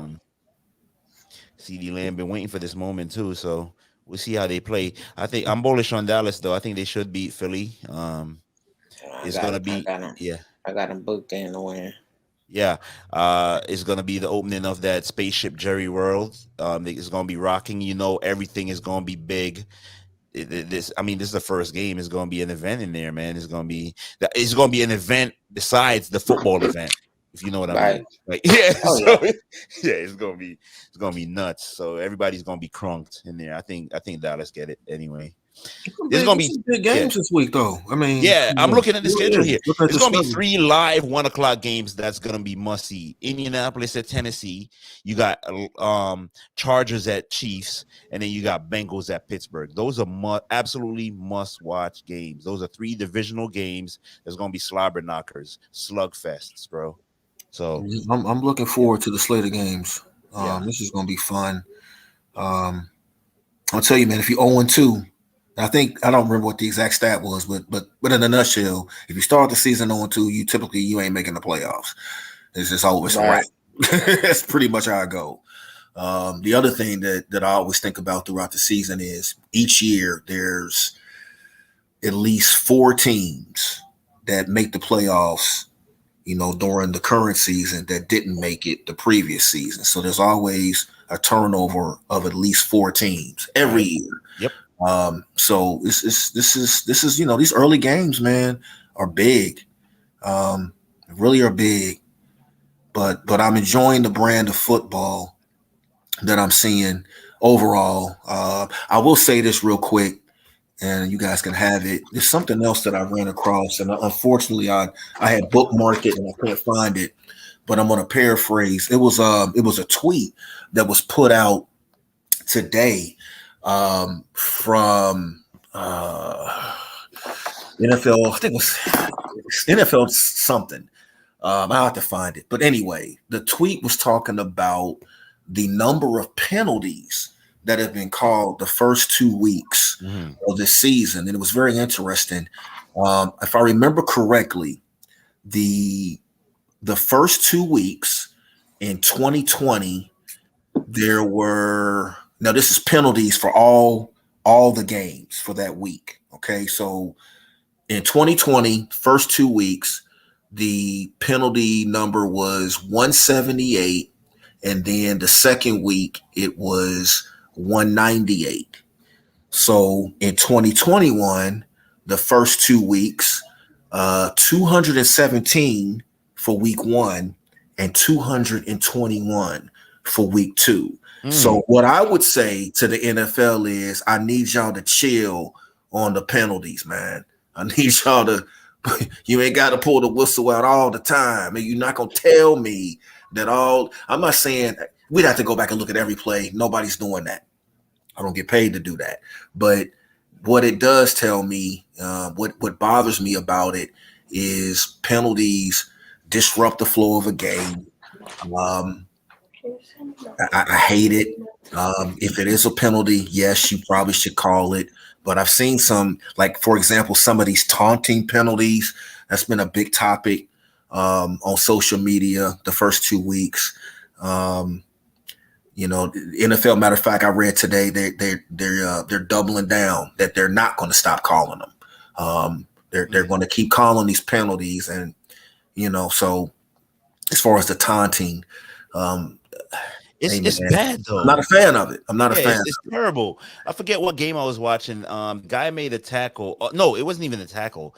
He defended a pass, broke up a pass towards the end zone. I think it was I forget what game it was, man. But he kind of flexed, but I don't think he flexed at his opponent. He just kind of flexed because of what happened, and he threw a flag, man. It was ticky tack. You can really flip a game with that flag, man, and that's just something that we know it.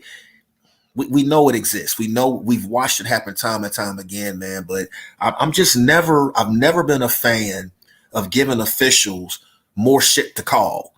They got enough on their plate that they need to be looking at. And so things like this, I mean, yeah, if it's really obvious and just, you being just mad disrespectful with the taunting, okay, yeah, call it, throw it. But man, what I've been seeing, man, they can miss me with that. They can miss me with it, man. Keep the flag in your pocket, bro. And then, just again, in big moments in games, man, you're trying to, a team is trying to, drive the score. It could be a close game, or you're trying to close an opponent out, or maybe you're trying to get back in the game, whatever the scenario. And then you don't call holding for most of the game, and all of a sudden the third quarter, fourth quarter, or whatever the scenario is, now you calling it. Man, the consistency, man, is just very annoying to me. But to me, the answer is not giving more things for officials to be calling. Need these dudes, man, to really be focused in on the egregious penalties, the egregious, violations. I have no problem with that. Yep. Yeah, exactly, man. That time shit, I knew it was gonna be some bullshit, but usually sometimes they come out with these rules and don't. They call it in the preseason and don't call it in the regular season. So I was kind of giving it a little weight, but man, that shit they call on Seattle, I seen a couple of them. Might have been that game. That might have been the game I was watching where I was talking about that play where the guy flexed by the end zone, towards the end zone, right? Towards the end zone, yeah. Gave him a new set of downs too, because that was correct. Yep, Mm-hmm. That changed the game right there. Gave him because Derrick Henry scored a touchdown after that. Yep, exactly. So,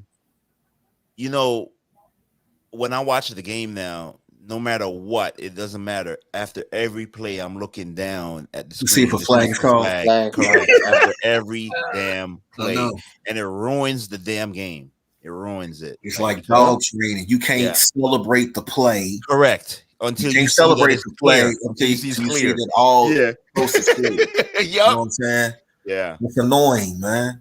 Mm-hmm. It's bad. Terrible. It's bad.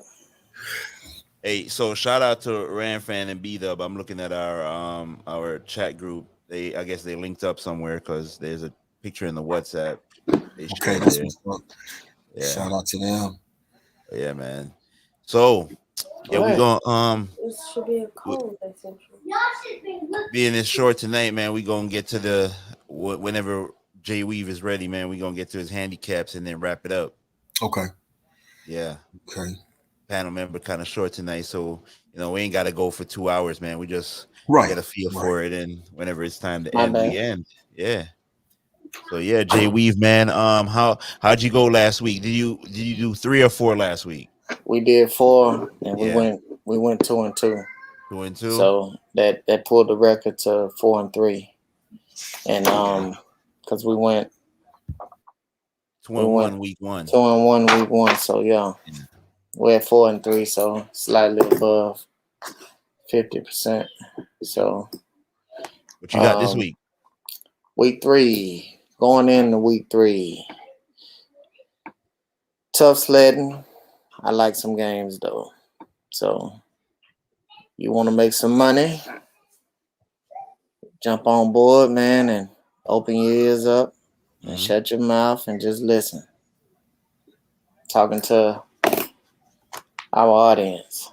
So this week, if you can get the Bengals, the line is at 3 +3. +3, and you can put 110 down. No, you actually can put $90 down to win $100. So you can snatch them up with +3. I like the Bengals this week. The original line was at 4.5, so I got it at 4.5 +4.5. So it then dropped all the way down to +3. So they're going to be a underdog this week, and we're going to roll into and I just like the Bengals because of what Pittsburgh at, to expound on the game a little bit. They got some issues. You might not have TJ Watt, groin injury. You got groin injury, Devin Bush, Joe Hayden, both sitting out, probably this week as well. They could be up one of those guys. And then the sneaky loss was Tyson Alalulu. Yeah, Alu. They're big defensive linemen. And Jacksonville drafted that guy, right? Yes. Yeah. Yes. Years ago. I remember that. Yeah. And then you got Deontay Johnson with a knee injury. So I'm snatching up the Bengals with the points, man. I think that's the big right upset side. In Pittsburgh. Wow. Yeah. I think they cover. They got a good chance at winning the game too. Right now the money line is That's ridiculous. This is ridiculous. Yeah. Money line right now is it's at 50%, man. 50-50. So that's something to watch, man. I like that. That's big. Big upset. Yeah. So our next game, I usually don't go this route, but because they haven't been a good cover team, but I like how the game ended for them Sunday Night Football. Okay. And I think they bounced back this week. Okay. So we got Kansas City against the Ravens. And I mean, not the Ravens, Kansas City at home against the Chargers. Yeah. And the line right now is at 6.5. Kansas City giving up 6.5. They're the favorites at home. And I know this is a division game. Yeah. But Justin Herbert hasn't been looking like Justin Herbert we saw last year. So the defense has been spotty. They've been playing sloppy game. That was a sloppy game against the Cowboys. That game left me feeling like, as it was winding down, like, well, whoever don't make the fucking mistakes at the end with penalties or fucking turnovers, that's who was gonna win the game. Right. Yeah.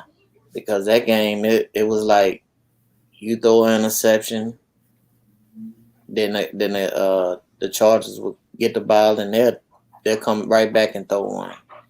And then the Chargers had a bunch of flags. It was just a sloppy overall game. But with the Chiefs losing last week and week 2 against the Ravens, I see a big bounce back game from Patrick Mahomes and the boys. I think they cover 6.5 points. I think they win somewhere 34, probably 24. I think they're gonna win by 10. Yeah. I think them guys getting in the 30s, man. Because that look, and Kevin, it was funny you brought that up because I knew what you was talking about when you said it. I saw that look. Big Red, he Oh, look happy, man. Big Red didn't look happy, man. That motherfucker looked like he was kind of fucking fucked up by that shit, man. yeah, he was, bro. Yeah. You know, you don't really get too much from Big Red either, man. Nah, You know, it's not at like, all, man. yeah. So it was kind of obvious that something bothered him, you know, at that point in time right there. So Right. yeah, I see KC coming back, pouncing on them boys, big win. You know, and then anytime you can get Green Bay getting money, you need to jump all on it, man. I'm taking the bad man. Yes. Yeah, I'm taking the bad man at San Fran. San Fran ain't showed me shit. No, not at all. Nah, yeah. Struggled against the Eagles to put them Yeah. away. Yeah. Yeah, I think this line is kind of, I think it's lopsided, you know. What's the But line? it's at I got it at 4, but it's at 3.5 right now. And all these lines are at MGM, Caesars, and DraftKings. Okay. This is the live line that I'm giving you right now as I'm talking. You can get 3 Green Bay Packers on the road against San Francisco plus 3.5. Anytime you give me some money with them guys, I'm jumping on it. You know, so I can get 3.5 points. I think the bad man they got enough offense to overcome the issues that they have on defense. Mm-hmm. And do the 49ers have, you know, the offense to keep up with them guys? You know, I remember the 49ers jumping on them guys last year. Yeah. Yeah. And beating They the shit traveled out of out them. there. So, They traveled to San Fran, and they're going back out there again to the for this game. Yeah. Right. So I think they can take advantage of San Francisco, and then you got to think about Jermichael Hasty. He's out with an ankle. Trey Sermon, he's gonna be out with a concussion. Ooh. Anytime you see guys, they signed the running back recently, right? Yes, they got Canton, yeah, the guy that Baltimore had signed and then cut. Right. I can't think his first name, but you got anytime you see a guy with a concussion, they're more than likely gonna miss that week. They won't be back probably till the following week, for sure. You might have, you know, 1 or 2 that beats the odds, but they damn sure not playing on Thursday night, and I think they'll miss, you know, that coming up week, that Sunday. So I think they'll just prepare to miss a guy for 2 weeks if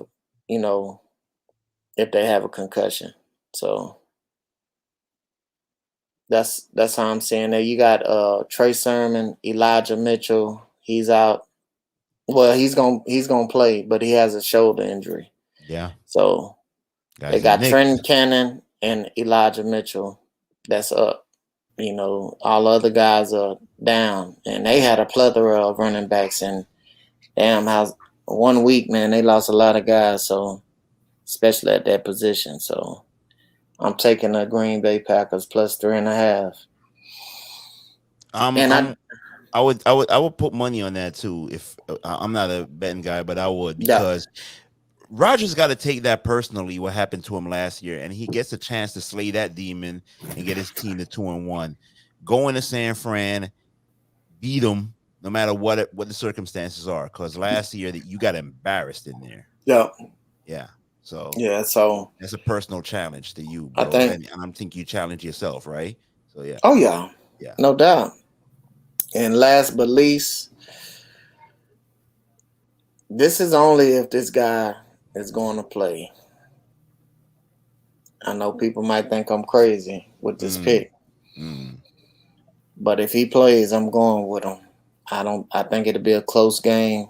I'm going with the Colts. The line right now is +5. They're going to be for the home team. y'all are at Tennessee, Yeah, correct? +5 Yeah. for Tennessee, right? Yeah. Yeah. No, +5 for y'all. Oh, Y'all the underdogs. yeah, underdogs, right? Yeah, -5 would be for Tennessee. Yeah. Excuse me. I'm going with you good. I'm going with Indy with the +5. Only if Wentz plays. If Wentz does not play, just scratch the game. But I like Wentz to play, and I like for that team to rally. It's a divisional game, and this game gonna be close. It's not gonna be a blowout. Either Man, way. you just got me hyped just now, man. Listen, way. God damn it. Yo, I heard that I found out Darius Leonard might not be 100%. So what, man? Look, dude, if you playing, you got this truck coming at you, this Mack truck, you better stop him. I seen Julian Blackman today. He got me hyped too. Look, man, the guys are embracing the challenge. Too bad the record is 0-1, 0-2. 1-1 would have been better going into this game, but damn it, yo, y'all gotta play. Yo, Carson Wentz is gonna play, so y'all gonna protect him. Offensive line, y'all taking this challenge, bro. Yo, I know it don't look pretty. Y'all ain't practiced together, but look, y'all gotta play. Y'all gotta get a W. It's time. Dudes was talking about y'all with Super Bowl teams coming into this year. I didn't buy it, but then I started drinking the Kool-Aid. Y'all can't let me look like a fool now, man. Yo, let's get this W. Yeah, let's get this W, yo. It's time. That's right. I'm tired of hearing this bullshit. Every year we start 0-2 and losing. Yo, we just lost 2 home games. Go into Tennessee and beat these dudes. I don't want to hear Ram fan mouth Monday, man. Yo, go in here and get this W, Colts. Let's go. Yeah. Fuck that, man. I wish you, homie. Enough of you gotta tell these dudes. Yeah. Toe the line and do what they told. Gotta lay the hammer down on them. Yeah, man. Hey, real quick, Jay. Just I'm just want to know, man. Give me the current line on the Bucks Rams game, the Philly Dallas game, and the Seattle Minnesota game. Okay, right now, you can snatch Tampa Bay Bucks on the road against the Los Angeles Rams. You can get that at -1 Tampa Bay. Ooh. So you got home dog in that game, and that would be the Rams at +1. Okay. And the Dallas game currently is at -4, and you can find these again on Caesars, MGM, DraftKings, and even FanDuel. But Dallas is -4 at home against Philadelphia Monday night. And the over and under is 51.5. So under could be. Yeah, I'm not. And then I'm you not have that Eagles offense. You have the Seattle Seahawks at Minnesota Vikings. The Hawks are -1.5, so you have another home dog in the Minnesota Vikings getting 1.5 at home. So over and on that game is 55.5. I'm not feeling the Dallas offense either. Listen, the media, sometimes we get annoyed with the media. I do. I know I do. But sometimes the storyline is there for them to talk about. This Zeke versus Pollard is a thing. Like when you watch it on TV, you see the explosiveness, the burst from Pollard. You don't see it from Zeke. You know what I'm saying? I'm gonna tell you something though. My opinion on this too. Yeah. But Zeke brings a lot of shit that goes unnoticed to the game. I know. As far as picking up blitzes and shit. Mm-hmm. Man, that dude was picking up some fucking monster blitzes. In both week 1 and week 2 against the Bucks and last week. And just the fear of him too. Man, that dude ain't scared to take on linebackers and DNs, man, coming downhill. Yeah.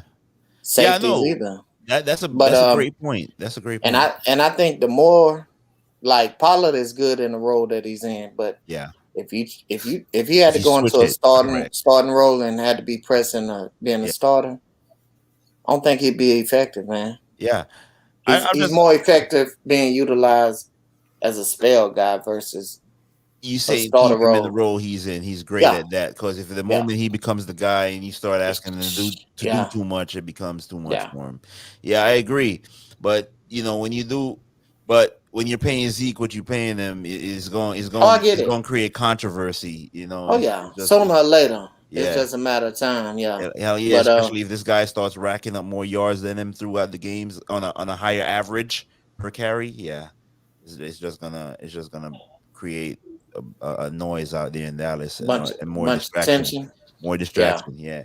So Dallas, they always got the stories with them, man. So right. Was it any other game you asked me about, Kevin, or did I? No, you hit them. You hit them.